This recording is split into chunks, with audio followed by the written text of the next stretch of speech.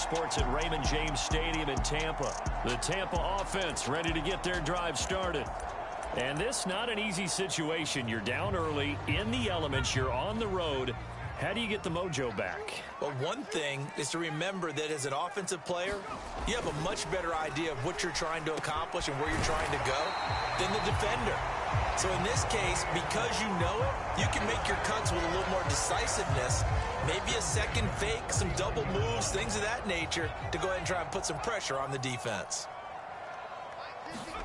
On 1st and 10, Trask. And this is caught. I think he got that with one hand. And he's going to get this down to the 35-yard line. A very solid gain of 27. This offense finding its legs now. Here's another 1st and 10. Trask to throw it. Slant route to Miller. And they're going to move it down inside the 25.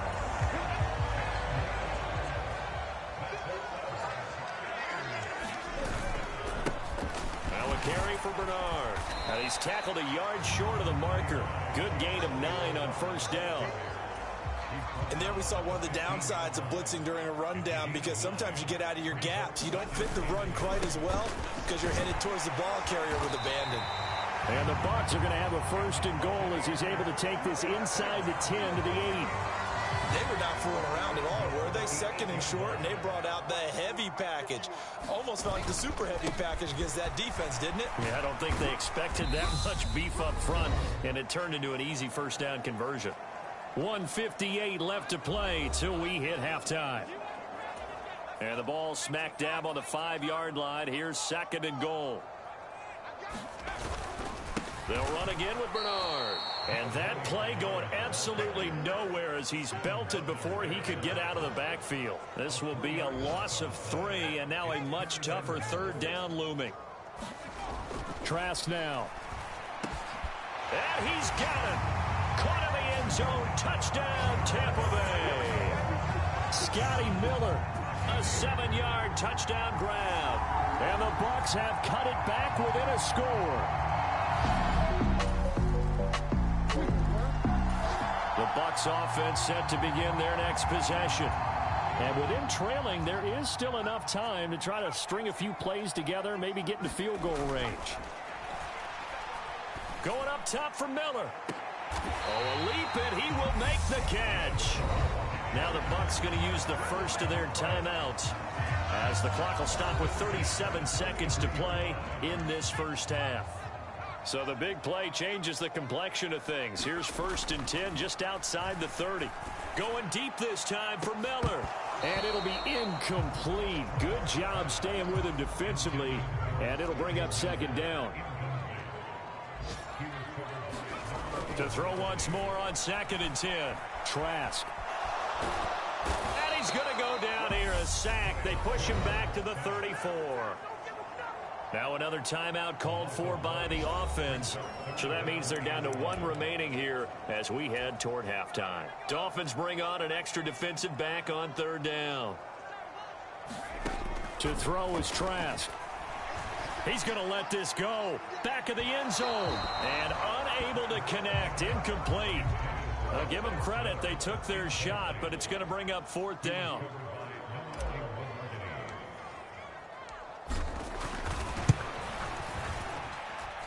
Succop's kick is good.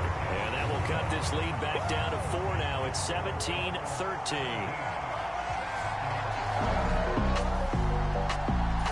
The Tampa offense ready to get their drive started.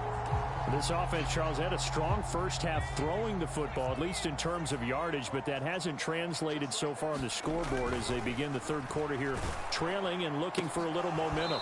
Yeah, you're right about that because, you know, let's face it, in the 1st half, most of their focus was in the passing game. And to their credit, resulted in a healthy amount of yardage. So I would think that at halftime, they're going to anticipate that defense loosening up a little bit to try and cover the passing lanes.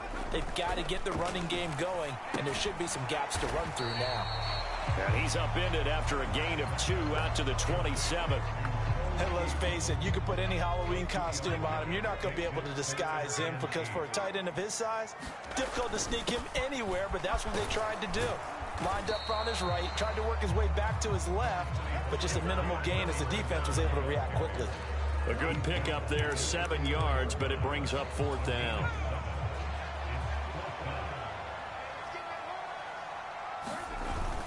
They'll run. This is Bernard. And he will have a first down as they get him to the ground at the 37. The 4th down run successful. Now they look to pay it off on 1st down. Again, here's Bernard. And this will be stopped at the 44. That one good for 7 yards. Well, no matter how they phrase it, staying on schedule, staying ahead of the sticks, whatever you want to call it, 7 yards on 1st down, that fits the bill. Now Bernard. And he'll be brought down just shy of midfield at the 49-yard line. 2 first downs have him up near midfield now on 1st and 10. They'll run it here with Bernard. And he's across midfield and into Miami territory. 45 yards rushing for him now to this point. 6 yards on that last play. Here's 2nd and 4. Up the middle, it's Vaughn. And some room to work. And he's into the end zone for a Tampa Bay touchdown. Keyshawn Vaughn, 45 yards. And the Buccaneers have taken the lead here in this 3rd quarter. The Bucs offense set to begin their next possession. This drive here beginning probably with a pair of motivated groups. Remember, the offense scored a touchdown their last time out, looking to repeat that in Charles's defense. They were very frustrated after giving up 6 the last time on the field.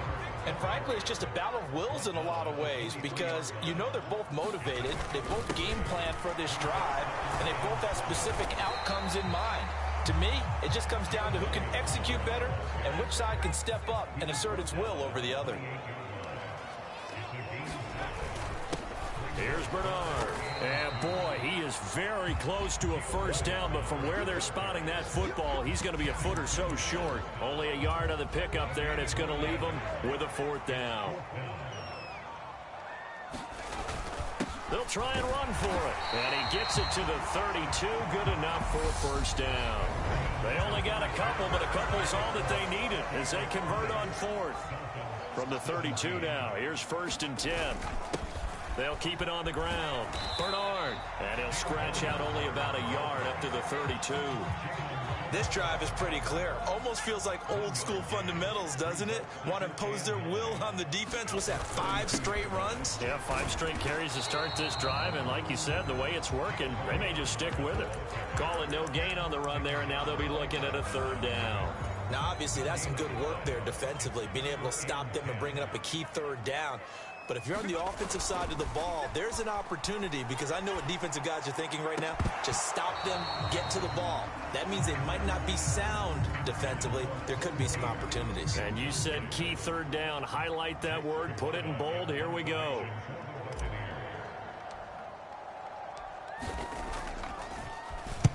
And here's a very low-line drive, almost whiffed on it. Fair catch called for, no gimme in these conditions, but he's able to look this one in. The Tampa offense ready to get their drive started. We certainly have a good one on our hands. They're trailing after that last touchdown, but now a chance for this offense to try to snag that lead right back here in the 4th quarter. Going up top for Miller. And that will be incomplete. Would have been a big hitter if they had connected. Instead, it's 2nd down. To throw on 2nd and 10. Trask. He's got the hook up to Miller. And he's going to get a good gain of 9 here up to the 34. Here we go, 3rd and 1. Gut check time on both sides. Setting to throw. Here's Trask. And this pass broken up. Excellent coverage there on 3rd down as that was not an easy one to hold on to.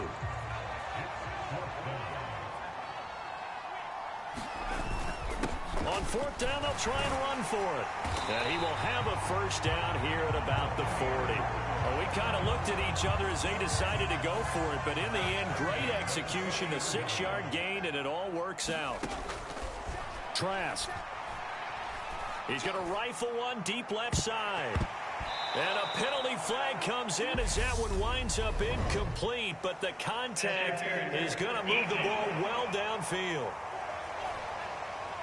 Well, there were about 70,000 that were quickly calling for that flag. It comes out there for pass interference. And what do you think, partner? A little sarcasm in that cheering from this crowd here tonight. What they're hoping now is to build a little momentum off of it and give them a more genuine reason to cheer down the road. And he'll take this inside the 20 and down to the 18. A gain of 3, second down. Remember now, no overtime in the preseason, but where the score's at now, overtime would be unlikely. If these guys can put it in the end zone here, they'd be looking pretty good. 72 yards rushing for him now in the ball game. This will be play number 7 on the drive. 3rd and a yard. And he's into the end zone. Touchdown, Buccaneers.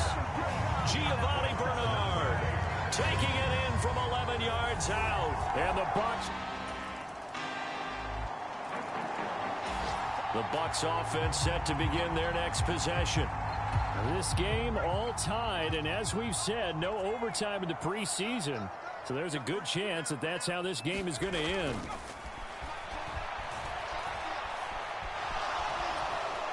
And not much to speak of. Call it a 1-yard gain up to the 26. So, Charles, this is a game that certainly had some intrigue, but I think you and I both agree. We like the decision to not play overtime in preseason and just call it a draw.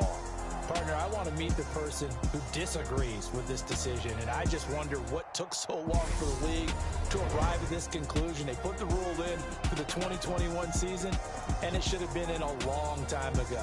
Yeah, some rookies might...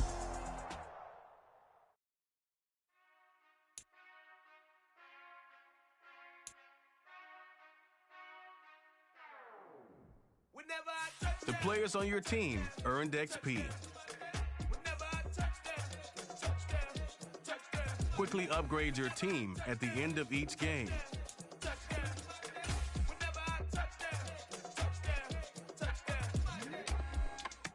I hope y'all can nest double E, cause I need your eyes on me.